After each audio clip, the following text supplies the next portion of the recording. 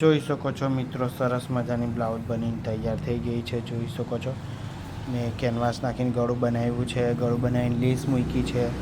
જો આખી લેસ મૂકી છે. સ્પંચ પણ લાખેલા છે અને સ્લીવ મેં આખી લોંગ સ્લીવ કરેલી છે. જોઈ શકો છો અને દોરી કરી છે. આવા લટકણ બનાવ્યા છે. જુઓ સરસ મજાની કરી છે આવી, અને આગળ આવી રીતના છે અને સ્પંચ નાખ્યા છે. ગળું આવી રીતના છે. જોઈ શકો છો.